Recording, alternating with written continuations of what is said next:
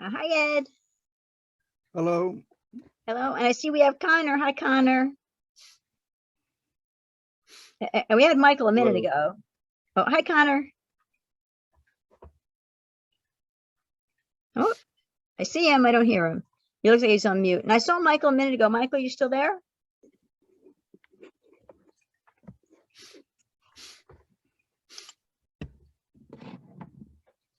There's Michael. Michael's back. Hi, Michael. Hi. Hi there. So we're 1, 2, 3, 4. So we'll wait a moment, see if we get David, and we'll see if we get Jeff.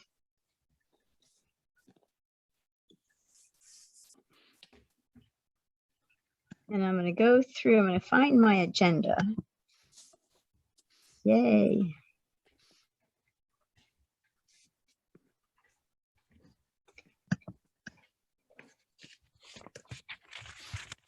Okay. Well, it's 6:30. It's 6:31. So we'll go ahead. We have a quorum, so we can call this meeting to order. Open at 6:30, kind of close enough. I'm gonna hopefully be able to share my screen. Looks like I can. So this was kind of a special meeting because we normally meet, as we know, on the 2nd and 4th Monday of the month. And with the urgency of housing, I asked if people could attend a meeting tonight, and people said yes. So I thank everybody who is here.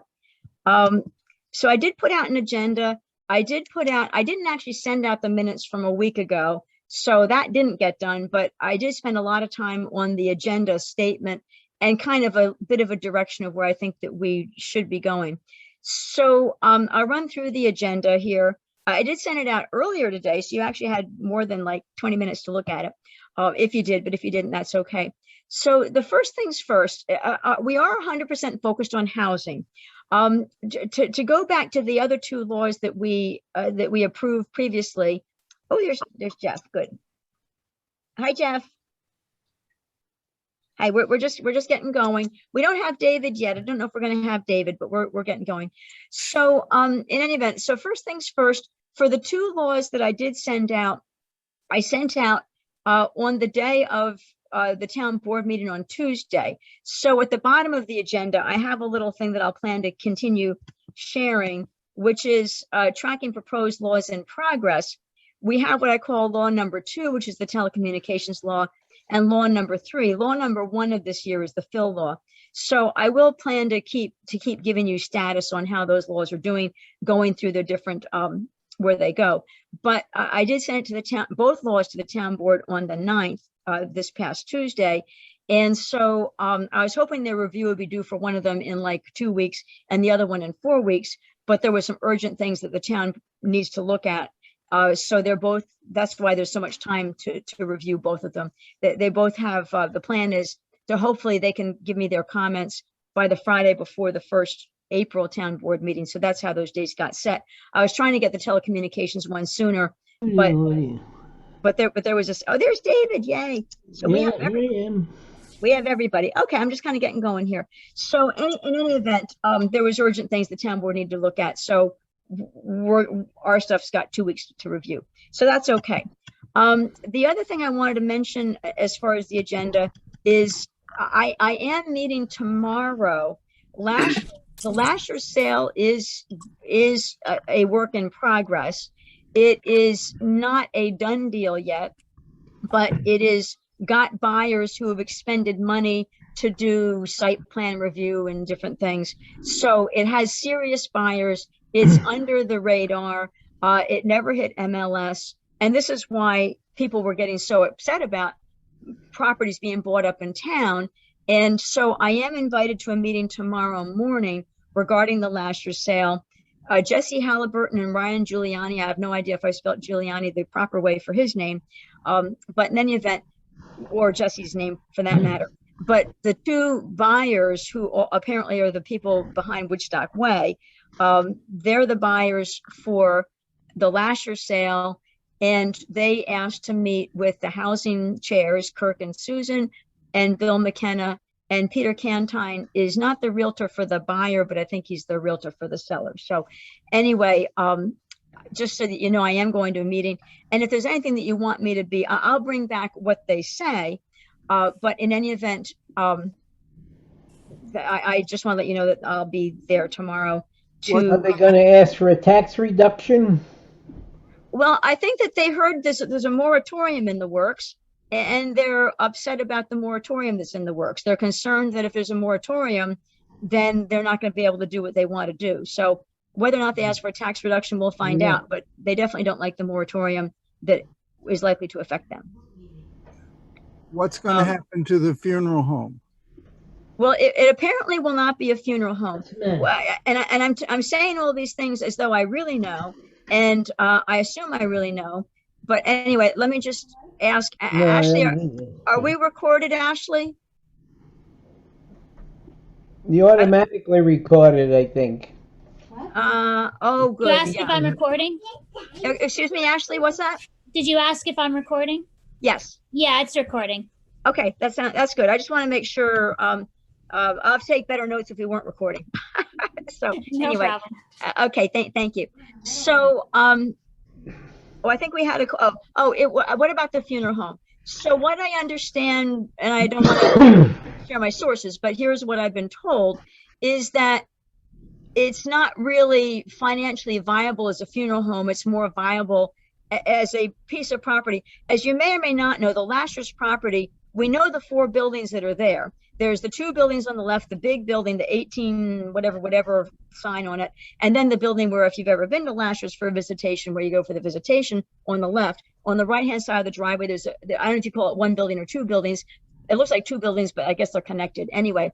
So for whatever they used to do there. So What the about property, the house that's to the left, the White House? the White House is a different property. I understand that's 106 Tinker Street. Lashers is 100 Tinker Street. I understand 106 It Tinker used Street. to be owned by the Lasher. That was where old man Lasher lived. It could still have Lashers residing there.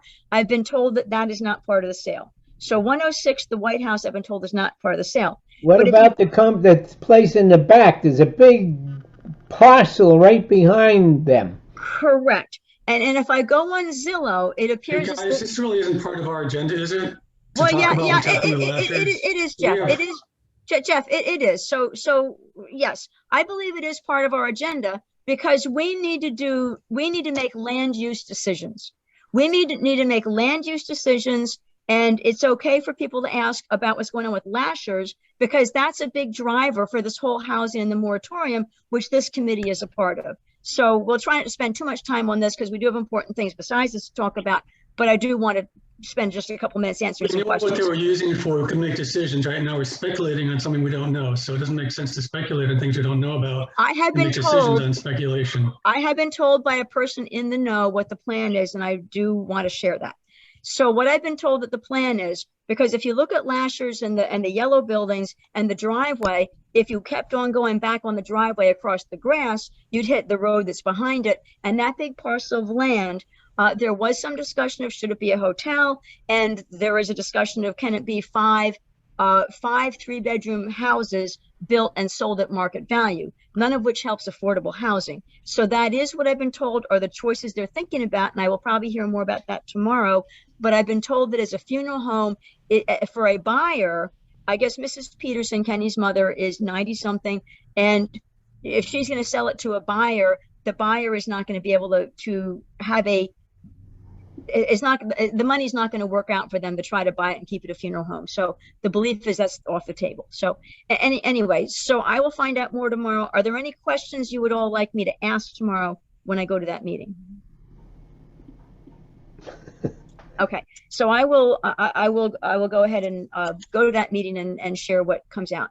The next thing I wanted to talk about is things that go into a building permit moratorium statement.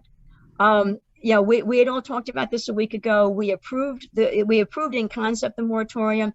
Thank you to Ed Sanders. Between Ed and me, we got a statement out that we put on behalf of the Zoning Revision Committee. And Bill's next question to us was, when he writes the moratorium, are there specifics that should go in there? Like, do we want to say we want a moratorium on any subdivision where less than 25% of units lots will be affordable?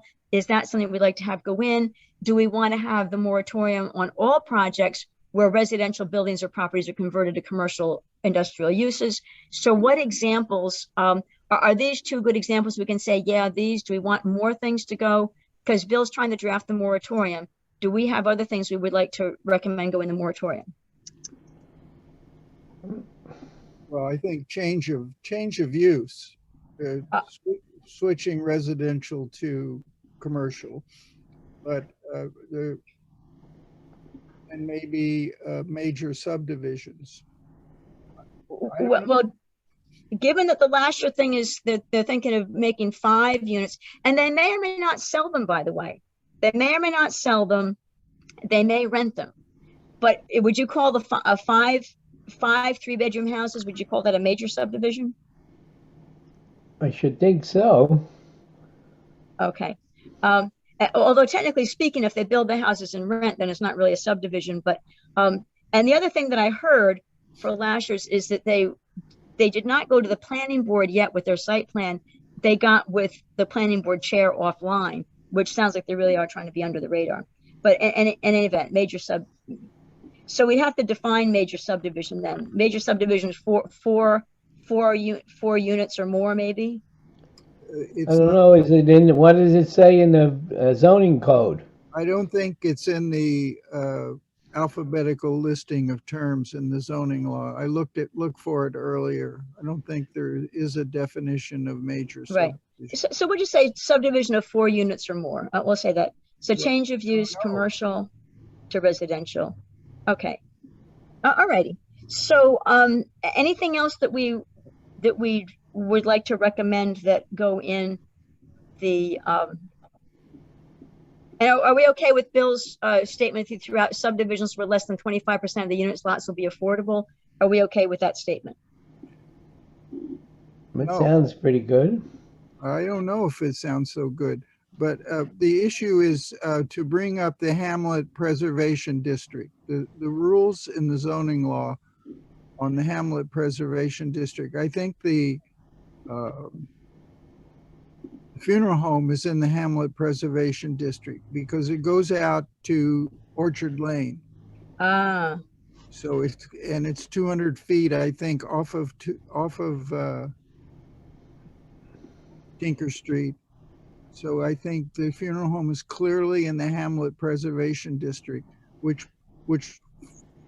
requires that the Commission on Civic Design be consulted for any change or any subdivision or any important work done in the Hamlet Preservation District. And there's language in the Hamlet Preservation District mhm.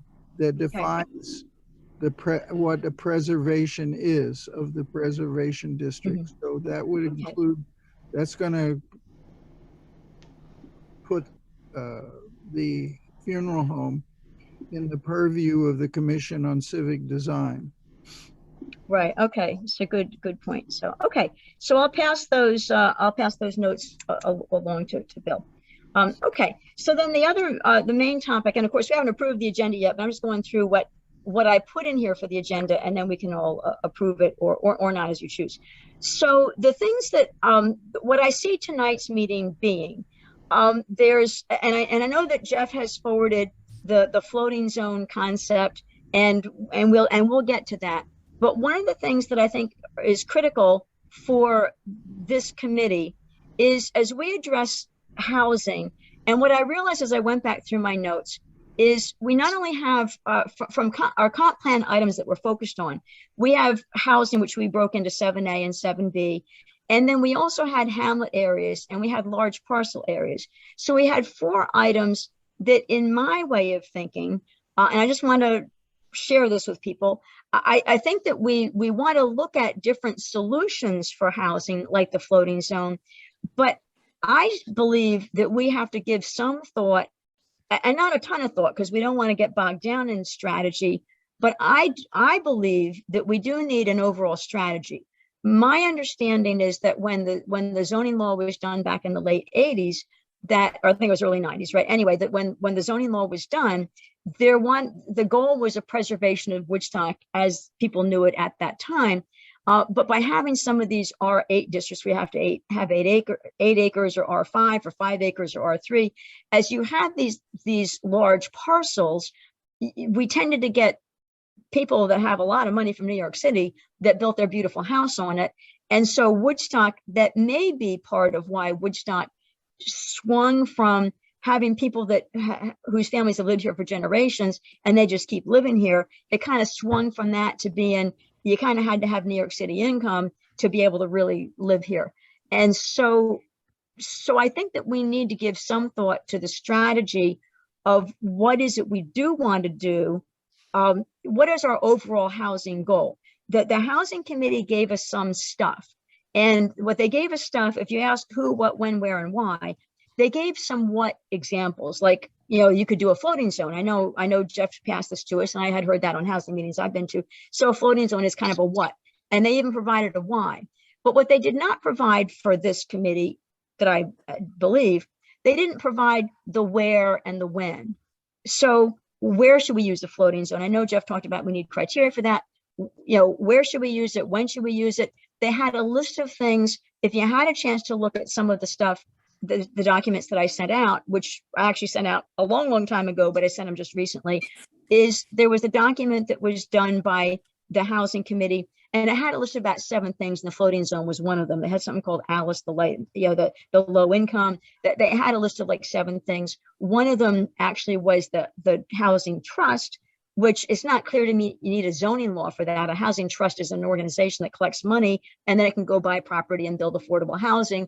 And so it's not clear to me that's a zoning change, but they had a list of a bunch of items that they tossed out as ideas.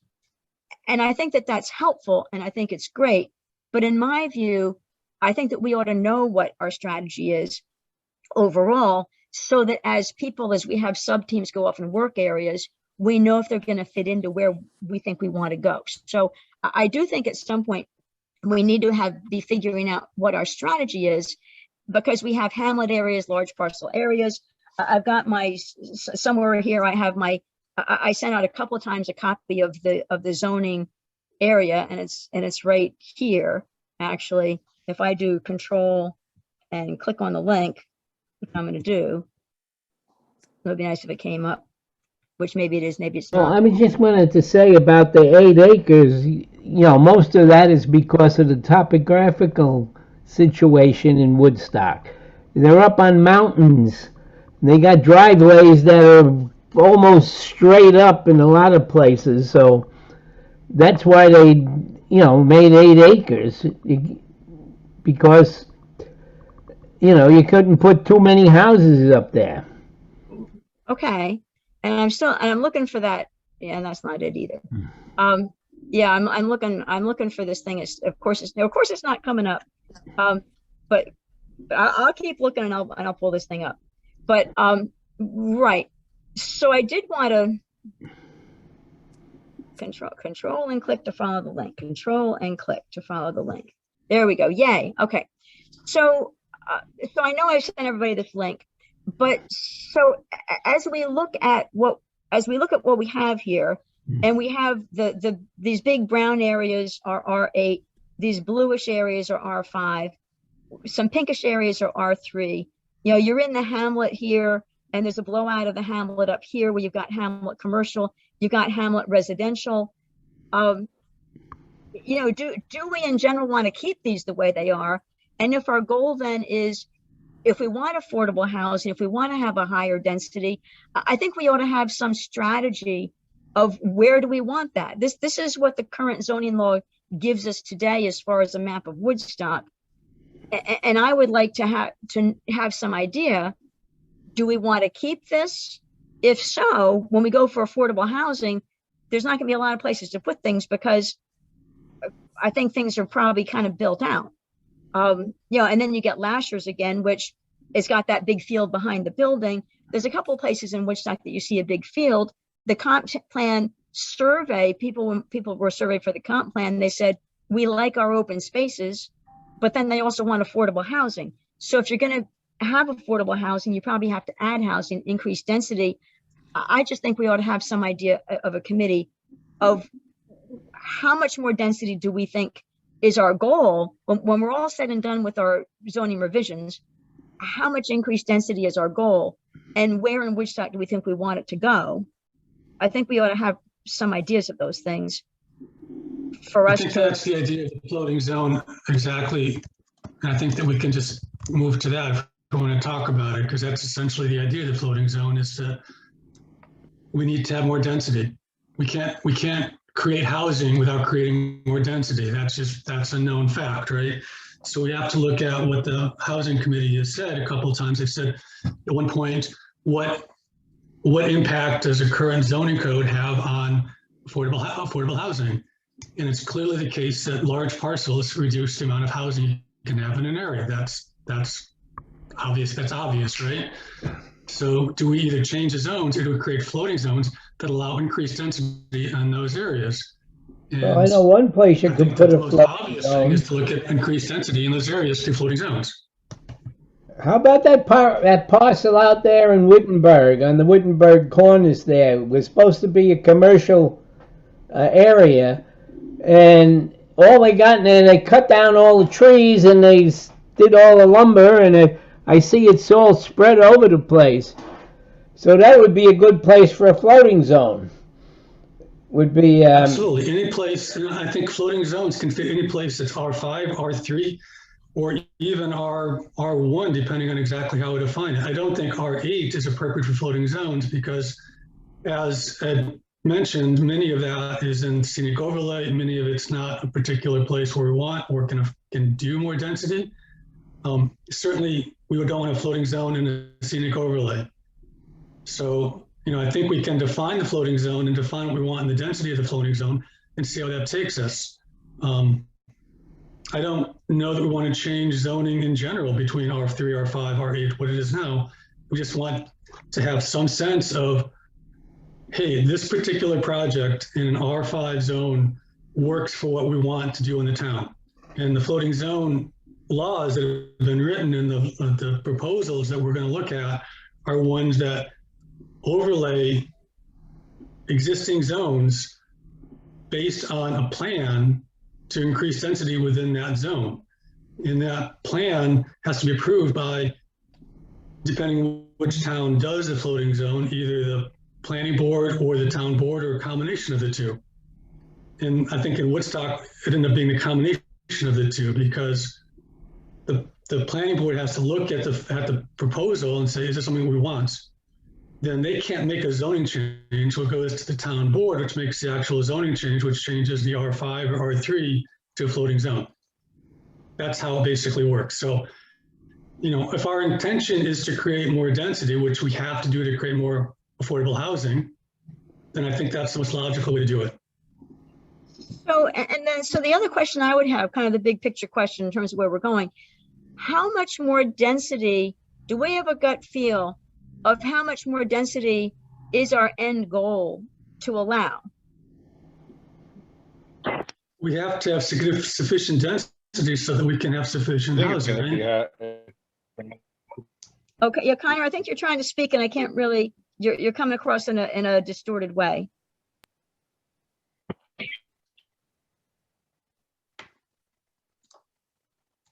why don't you use the telephone? Yeah, Connor, if you're trying to speak, I'm not hearing you. It has. Yeah, I can't tell. I hear like a syllable, then I don't hear 3 syllables, then I hear a syllable. So if you call in by phone, or you could type something in the chat. Because I don't want to miss what you're saying, but I'm not hearing it. So Jeff, so to repeat my question, repeat your answer, because I think I lost a little bit. So what is our target density? And I think I heard you say we need a lot more density than we have today to solve the affordable housing crisis. But how much more density do we really want? And if you had a chance to read, it depends on the plan. I think it depends on the plan. And a floating zone, typically, I mean, I could envision a scenario where we want 100 houses and 50 acres, depending where it is. You know, if we really want to increase affordable housing and increase that, we need to look at those kinds of numbers. You know, if we want to increase it by 5% or 10% or 15%, we're not going to get any place. So do we want to do affordable housing, and do we want to have housing that's available for you know, Woodstock town workers and a price range that works for them? If we do, we need to look at something that's very flexible and allow the planning board and the town board to look at a particular plan and say, yeah, this plan's okay or not, it's not okay. So I don't know we can set up a specific, like, must be X or Y. I think each project in a floating zone is looked at independently. But I guess my one thought might be to throw out the old 25% again.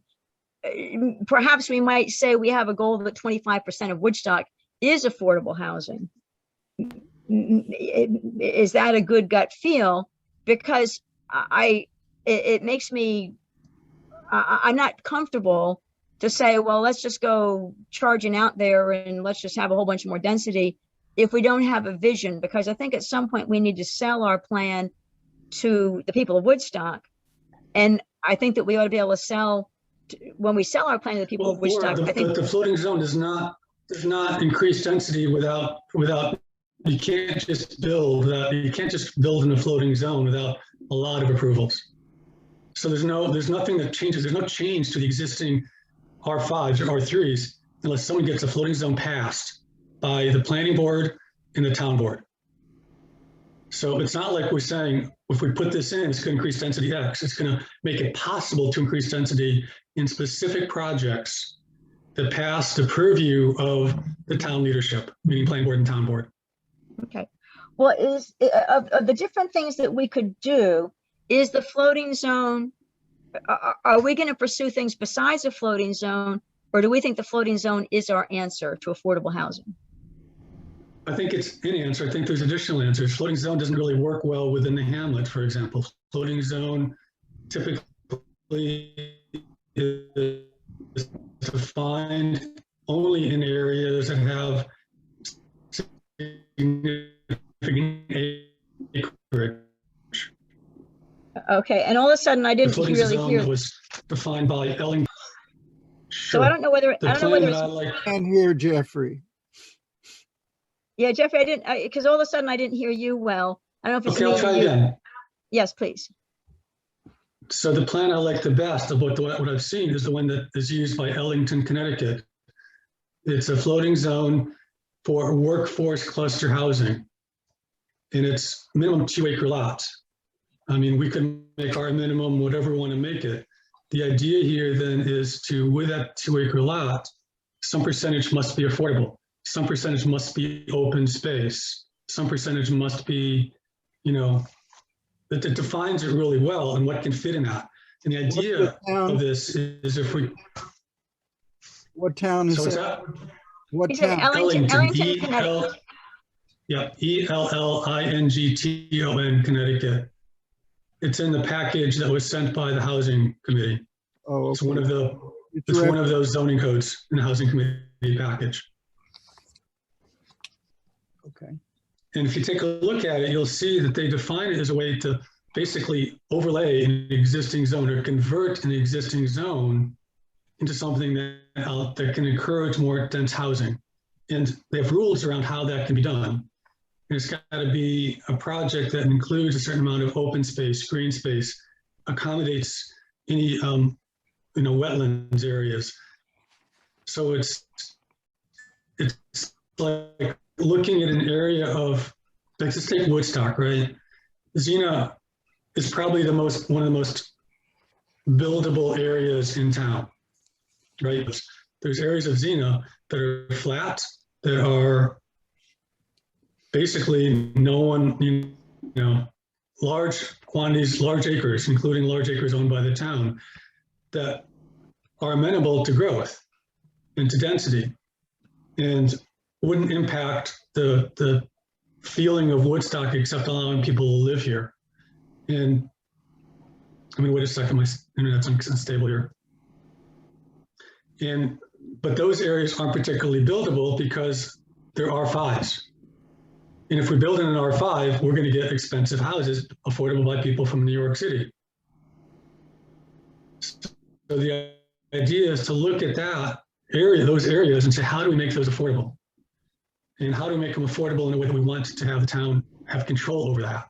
And really, the floating zone seems to be the best mechanism to make them both affordable and to keep enough control in the town to make sure the project is a worthwhile project. I've also looked at the PRD law, and the PRD law, to me, looks like it attempts to do a lot of the same thing.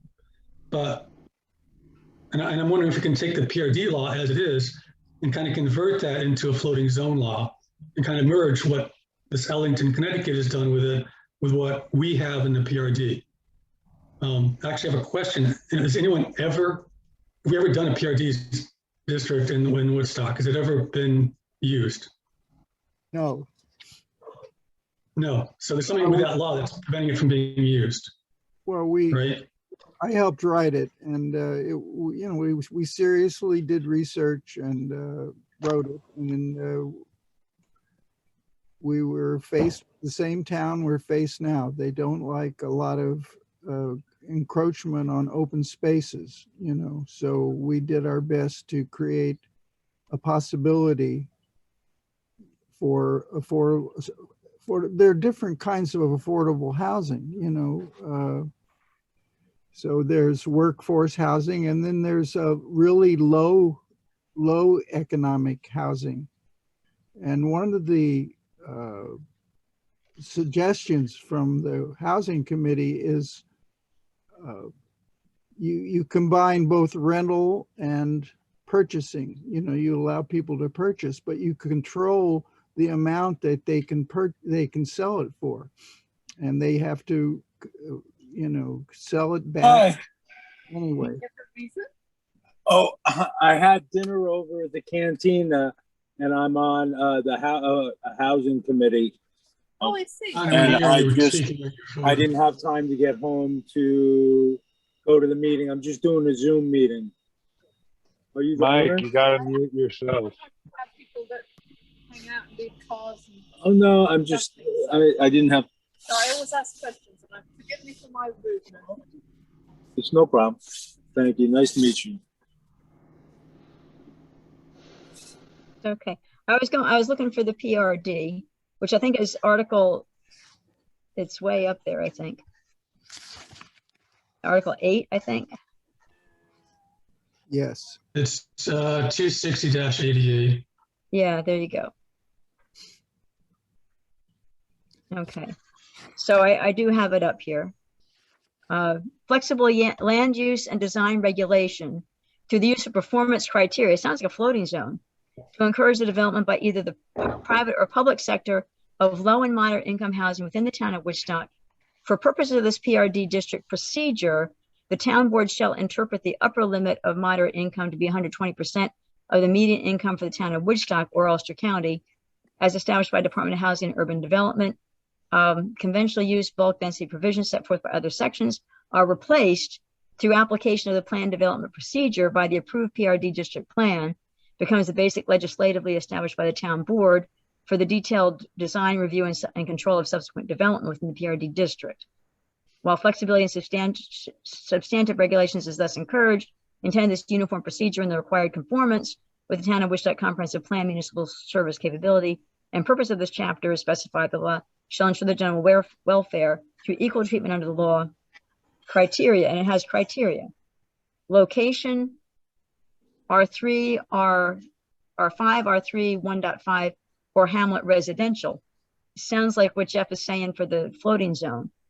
Development area, ownership, permitted uses, permitted density. Similar to the floating zone. It's definitely similar to the floating zone. I think that my approach would be to suggest that we start with the PRD, we look at some floating zone laws, and we kind of come up with something that takes account of both of them. I think the floating, personally, I think that we need to define affordable housing a little bit differently, or maybe better. to me, affordable housing is housing that is no more than 30% of the income of someone who's 80% of MFI. That's my definition. We can work on that definition. Well, the county, I think the Um, county has a definition. I know that I went to that meeting 3 weeks ago on the 22nd that some of us went to instead of our meeting. And Evelyn Wright, I think was her name, from the county. I think she could help us with the definition of affordable housing, because I think that she talked about affordability. And so she would have, I think, some input. That's fine. So- There's a number of people that have different definitions we can use. We can look at hers and see what we want to do. I'm just saying we need to define it. There's a lot of resources on how to define it. Well, Okay. I think we need we need to do research on the incomes of people who work for the county and for Central Hudson and for House and for businesses around here, and then figure out what kind of rent a person that has a regular job can afford, and get some grip on, we don't need 120% of some figure, but we need to figure out what people actually earn. I mean, it's going to involve some research, which I'm willing to help do. I'll work with Jeff on this and others. And, we need to get a real world picture of what people can afford. And then, Sorry, go ahead. And Evelyn did share that. Let me just chip in 1 second here, Laura. So Ed, I agree with you entirely that we do need to define that and figure it out. Some of the ones I've looked at, they don't have a static number, because you don't want to put a number in a code. You want to put a relationship. So I think the relationship is a relationship to the average salary or average income, average pay of a town worker, because that'll change over time. And then they have scales against that. So they do have a relationship to the town workforce payment. And the reason I go believe there, that's in- I'm pretty sure Evelyn had that, though. That's why I keep going back to, well, I thought that we can locate that from the county very easily. Richard Hebner, who's an advisor to the housing committee, can find it. He works well with the county, so he can pull all that information. We don't have to worry about. But again, we don't need the number. We need the relationship to that number. Because the number's going to change. Next year, the income will be different than it is this year. And 10 years from now, it'll be way different than it is this year. So it's a relationship between the town, what people get paid, and housing. So it's 30%. Some people put it as 30% of the average pay of a full-time county employee or full-time town employee, depending on what they want to do. Well, it seems to me we should be identifying those areas that are you can actually build on. I mean, I think we should take some examples. Yeah, I think we should take some examples and see how it would work. Well, one of the biggest problems is wastewater treatment. And that's the problem with the R8s, because they have to have this all as above ground septic systems. Yeah, you need soil absorption SAS systems, which are very expensive and very prohibitive, and they get blown out in floods, and so it's difficult. But that's one. It's a very complicated thing, but I'm glad we're beginning it. But we're not going to get it done today. right. So I do want to go back and just refresh. So the statement here is what came out of the comp plan regarding the PRD. So the town should update the PRD section of the zoning law to address goals which are important to the town, such as accommodating a percentage of median income, and then it says providing trails, sidewalks, other connections, granting density bonuses only when those goals are met, help to ensure a more appropriate application of the code, flexible enough to create the type of project Woodstock would want, perhaps providing a larger percentage of dwelling units of unrestricted income to make the project more economically viable while still achieving the goal of providing some more affordable housing. So our PRD statement from the comp plan was this: but we can certainly evolve our statement of what we want to do based on what we see here.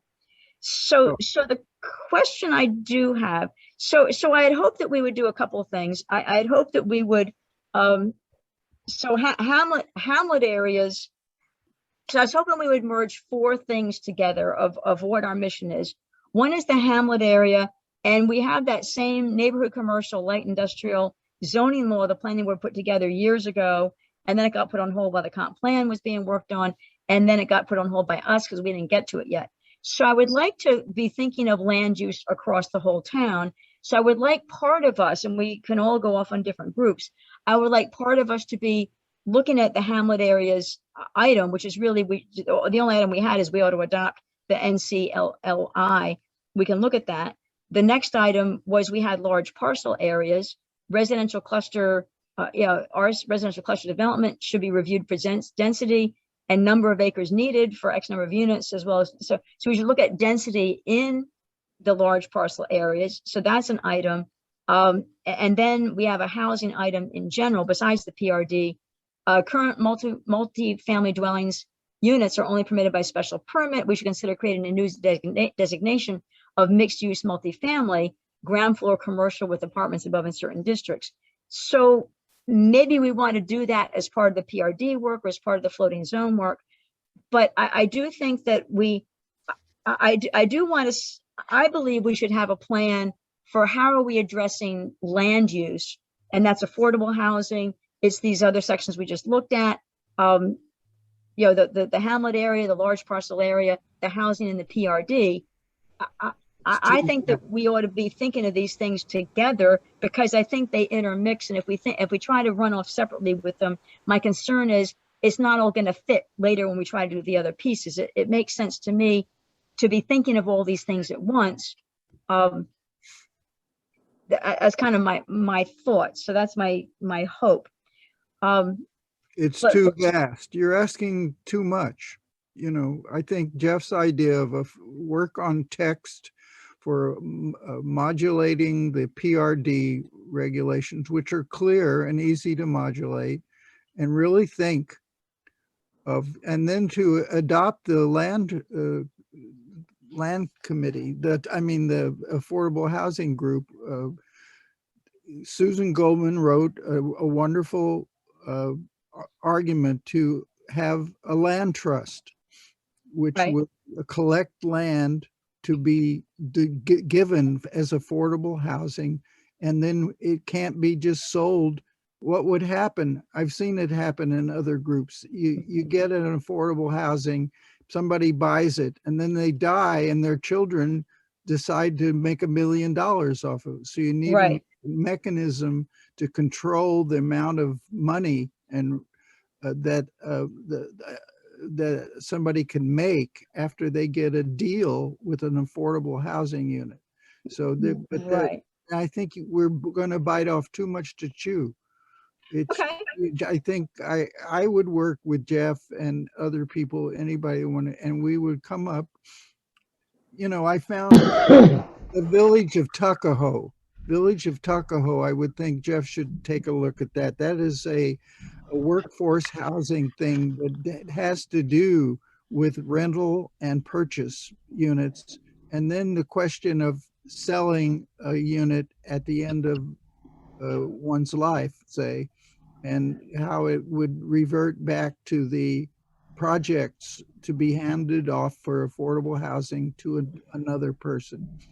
So this is, it's a complicated thing, but so if we try to take on the whole town's, figure out what to do all over the town in every district, we're going to be here forever. But I think we can put together a floating zone, affordable housing, and take there's some wonderful recommendations from the housing committee. Their draft rezoning revisions piece is very, very full of good information and suggestions. And in fact, all three of the documents they submitted to us are full of good ideas. Yeah. Okay. Well, and I appreciate the feedback. I still have, there's still a part of me that thinks that whatever we do, we ought to have an idea of whether we think so what I think I'm gathering from what I hear Jeff saying, and Ed, from what I'm hearing you say, I think that what I'm gathering is people don't see us we don't need to rethink the entire land use across Woodstock, but we think that by fixing the PRD and a floating zone, PRD floating zone, kind of the same thing, kind of a little different, but work them kind of together, that by fixing that, we might be fixing what needs to be fixed, and that is the best place to start, is the PRD/floating zone. I'm not sure I agree with all of that, Laura. I think that my belief is that we don't have the bandwidth to fix everything at once. I think we start with one thing, which I think might be the PRD floating zone, and then get that done. And then I think maybe later, because I do think the hamlet's a very different concern, and there are different approaches for the hamlet. I think that one interesting idea with the hamlet is what's called form-based zoning codes, which I don't know a lot about, but that might be something that we can look at some point. But I don't think we have the bandwidth with our 5-6 members to do everything at once. So tell me again. Okay, so tell me again what you said for the hamlet. What was the term you just used? Form, FORM, form-based codes. Form-based. So the idea is that the concept of a form-based code is that historically towns, hamlets were built with all functions, right? There were shops, there were housings, there was all that stuff, right? By putting specific zoning codes saying this is commercial, this is residential, we kind of break that flexibility that initially was there when towns were first created. So we make it a form. The housing or anything built must fit into this particular style. And it could be commercial, or it could be a house, or it could be both. And the style is more important than the actual use, because the use might change over time, as long as it fits within the town. And again, I'm not advocating, so I don't know enough about this to advocate this, but it's an interesting idea to look at. For later, like you're saying, for later, right? Today, the focus is PRD floating zone. So today that's the focus. And then form-based codes might be something to consider when we look into the hamlet, which we're saying is going to be later. So I'm totally okay with this. I really thank everybody for this discussion. This is because I just wanted to make sure that we were all on the same page of what we're doing next and how it fits into the big picture. And I'm okay with the answer that says we're not really addressing the whole big picture today, because we think that we don't have the bandwidth, but we think that we can address the PRD and floating zones. We think that we can address that without causing any problems anywhere, but we'll make progress in this one area, and we'll look to make progress in the other areas once we get a little more traction with the PRD and floating zone. So I was just wondering how much, has anybody figured out how much affordable housing we need? That would sort of put the down a little bit, or make and I would love to have an answer to that. And I don't know whether, I kind of asked that before and didn't really get an answer, but I think I would love to have an answer to how much affordable housing do we need. And Evelyn Wright may be able to help answer that.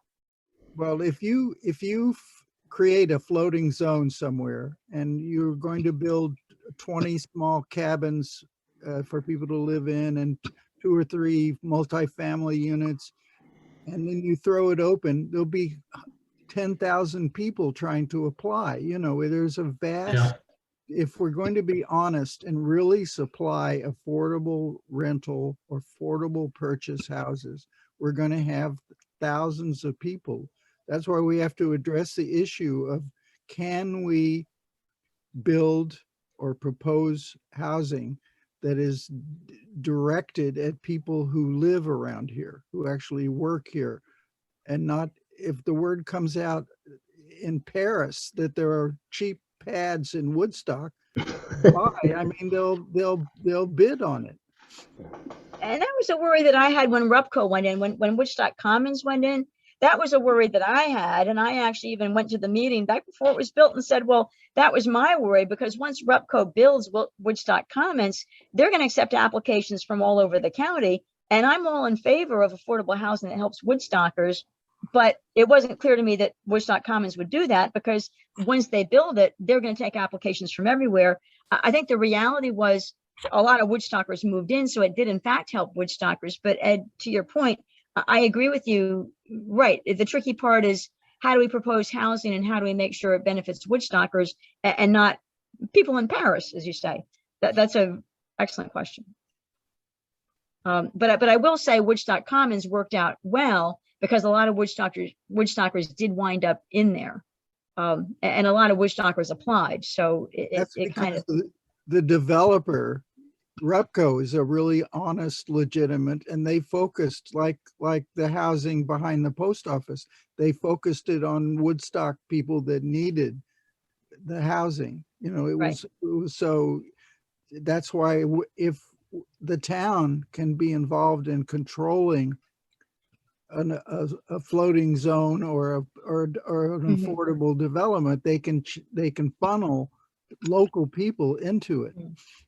Yeah. One of the ideas that came out of the housing committee was that any floating zone that's for affordable housing must follow similar rules to the land trust rules, which makes sense, right? Whether or not it's owned by the land trust, if they follow the same rules, then we know they're doing what we want them to do.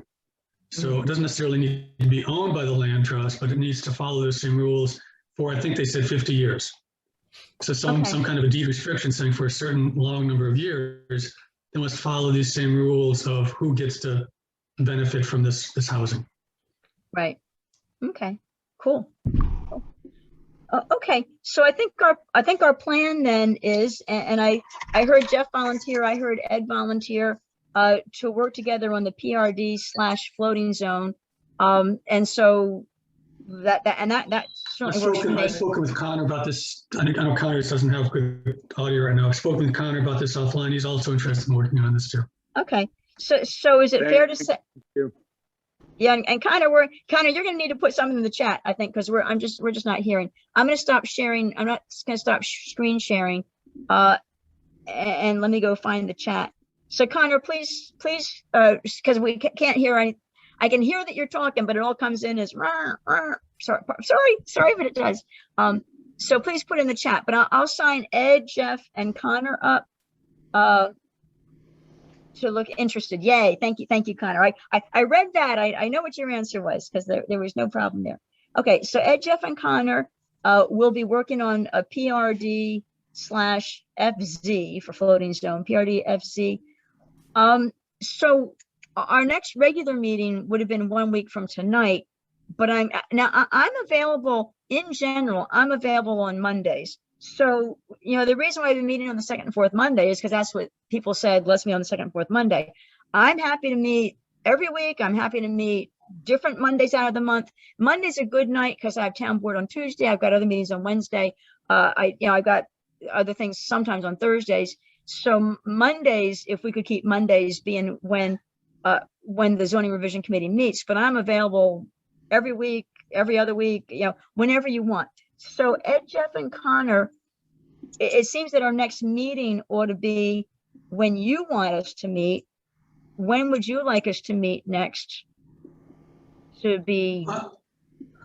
I think we should try to push this, and I don't mind meeting on Monday. We can communicate between then. We can all read the documentation that we have on floating zones from other towns and get more familiar with them. I think there's a lot to learn in this, and if there's a lot of examples out there, I think that's worthwhile to do that. And I know how I work with deadlines. I'll do the deadline 2 days before the deadline. If the deadline is a month from now, I'll do it 28 days from now. If the deadline's a week from now, I'll do it 5 days from now. So to me, let's just push this, because one thing that will happen with a moratorium is that once it goes in place, we're on the clock. We've got to get some solution to this, right? Because the moratorium is going to be a specific time, there's a time limit. And once that moratorium is done, unless we have something in plan in the zoning code, the moratorium is worthless. So we got to make sure that we get done what we want to do before that moratorium ends. Absolutely. Absolutely. I think that there is a lot of push for this.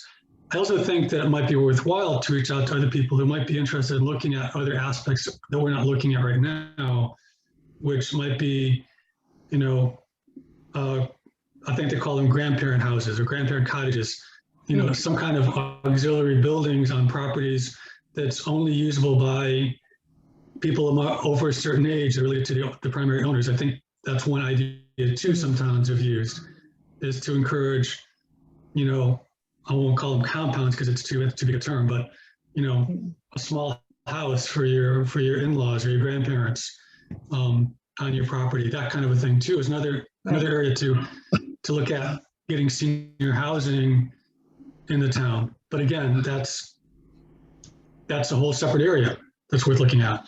Right. And looking at how we want to do, you know, accessory apartments, if we want to do that. And again, it's targeted. We want to target the housing to those communities, or those people that we feel we need to allow to stay in Woodstock, right? And it's really two classes of people, as far as I can see. It's young people that are moving here, that work here. It's actually three classes. It's people that work for a fire department, work for a town, do those kinds of things. And it's seniors who may not be able to afford our taxes anymore, but want to stay here. Or it's people my age that maybe my mom wants to move in and I want to have a house for her that's next to my house, that kind of thing. So those are the kinds of classes we need to look at and see what we want to do. And I think that if we have more people that want to get involved in that, then we can work with them and maybe help guide them. If that happens, if we find people. So there's a lot to do. I think the biggest bang for our buck is going to be the PRG floating zone, because that's going to get us the most housing the fastest. Okay. Right. Cool. Okay. Sounds good. So the plan is Ed, Jeff, and Connor are going to work on this. The plan is we're going to meet in a week, which is a regularly scheduled meeting, and we'll just see what your thoughts are at that time. Yeah. Okay. Anybody disagree? Okay. Well, we actually should go back and do our clerical stuff. It'd be good if we could. We've been through the agenda, right? And all the stuff I put in the agenda, we've pretty well covered all this stuff. I would entertain a motion to adopt the agenda. Does anybody want to adopt the agenda that we've kind of just gone through? Sure. I'll make a motion to adopt the agenda. Thank you, Jeff. I'll second it. All in favor? Aye. Aye. Aye. Yay. You know, Okay. maybe we could do I too. Maybe we could do these agendas by email, send them out before the meeting, and then people could. Well, you know. I sent this one out this morning. Everybody's had this all day. So Yeah, I know what I'm sometimes, saying is that we don't have to go through it again. We all just say yes or no. Adopted by email. Yeah, there you go. So adopt it by email. Well, that's a thought too. Well, but the reason why I wanted to go through it was because I want to talk about each topic. I mean, I did go through the agenda right now because these were the topics I wanted to make sure we covered. So we kind of went through it and then we adopted it. I sent you the February 8th minutes that you've had for a week now. Do I have a motion to accept the February 8th minutes? I'll give you a motion to accept them. Oh, I heard Dave, I heard Jeff, all in favor, aye? Aye. Aye. Aye. Yay, okay. And I didn't yet do the minutes from last Monday. But anyway, so I'm a little backed up on the minutes. So I think we have a plan, and I thank you. Thank you to Ed and Jeff and Connor. Thank you to Ed, who does a wonderful job writing laws, and on this committee, very important. Thank you, Jeff, for your passion for this topic, because clearly you have a passion for the topic and you got a lot of great ideas, and thank you for bringing them all to bear. And thank you, Connor. I hope next time we have a meeting, Connor, we can hear you, because we couldn't hear you a week ago and we couldn't hear you tonight, but maybe dialing in by phone. If you hook in person, but also dial in by phone, maybe we can hear you next week too. So because everybody on this committee is extremely important, so I want to make sure I'm always hearing what everybody says. So any other things we want to talk about tonight? And thanks to all committee members for your interest too, but certainly thanks to Ed, Jeff, and Connor for offering to go off and run with this. Motion to adjourn. I'll make a motion to adjourn. I think I heard Jeff first. Did I hear David? Did I hear you? I'll second it, right? Yay. Real quick, any topics before we adjourn? Anything anybody on anybody's mind? Okay, I'll call for the vote. I'm sorry, go ahead, Jeff. I'm also meeting with the last few people on Wednesday as a library board member. They want to talk to the library board about what they're doing too. So I'll have some information too from that perspective. Cool. So Cool. we'll see. All right. Thank you. Thank you. All right. All in favor of adjournment? Aye. Aye. Hey, we did it in an hour. Yay. That's our goal, is to have hour-long meetings. And we covered, this was an extremely important meeting. Thank you. Thank you. Thank you. Thank you. Okay. Welcome. We are adjourned. Thank you, Laura. Thank you. Thanks. Thank you, Ashley. Ashley, I don't know if you heard Ashley. Oh. Hi, Ashley. We're out of here, Ashley. Thank you.